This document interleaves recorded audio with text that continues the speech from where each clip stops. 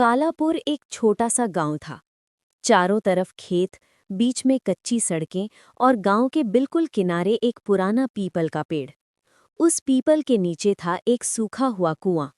गांव में एक कहावत मशहूर थी, सूरज ढलने के बाद उस कुएं की तरफ मत जाना, जो गया वो पूरा लौटकर नहीं आया। लेकिन नई पीढ़ी इन बातों को अंधविश्वास समझती थी। भाग 1, अभिषेक की वापसी। अभिषेक शहर में नौकरी करता था। 12 साल बाद वो गांव लौटा था। माँ बीमार थी। रात के 9 बजे उसकी बस गांव के बाहर रुकी। पूरा गांव अजीब तरह से खामोश था। न कुत्तों की आवाज़, न बच्चों की हंसी। अभिषेक को अजीब लगा। जैसे ही वो गांव में घुसा, एक बूढ़ा बोला, लड़के, आज अमावस है, जल्दी घर जा। अभिषेक मुस्कुरा दिया। भाग 2, पुरानी यादें और पहला इशारा। माँ ने उसे देखते ही गले लगा लिया, लेकिन माँ की आंखों में डर था। माँ बोली, पीपल वाले रास्ते से मत जाना, कुछ गलत है वहां।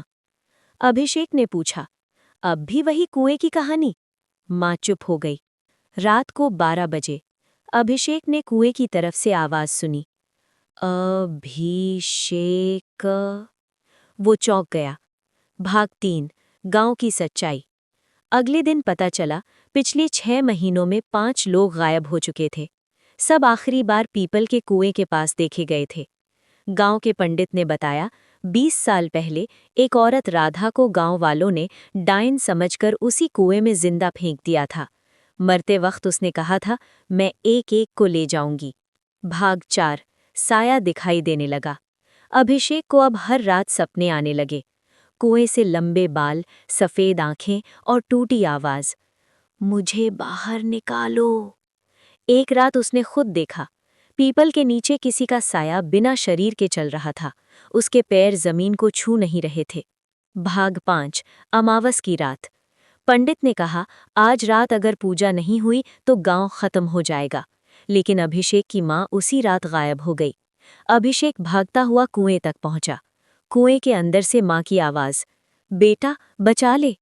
अचानक पीछे से वही औरत, राधा। उसका चेहरा सड़ा हुआ था, लेकिन आवाज मीठी, तू ही आखिरी है। भाग 6, सच का सामना। अभिषेक को याद आया, उसके पिता भी 20 साल पहले गांव की पंचायत में थे। वो भी दोषी थे। राधा बोली, तेरे खून में भी गुनाह है। अभिषेक रो पड़ा, मुझे सजा दे, माँ को छोड़ दे। भाग 7, अंतिम फैसला। कुएं से तेज हवा उठी, पीपल हिलने लगा। राधा बोली, गांव छोड़ दे, कभी वापस मत आना। माँ जमीन पर बेहोश गिर गई। अगली सुबह कुआं पूरी तरह धंस चुका था। पीपल सूख चुका था। अंत, डर आज भी जिंदा है। अभिषेक माँ को लेकर गांव छोड़ गया। लेकिन आज भी गांव के लोग कहते हैं, अमावस की रात कुएं से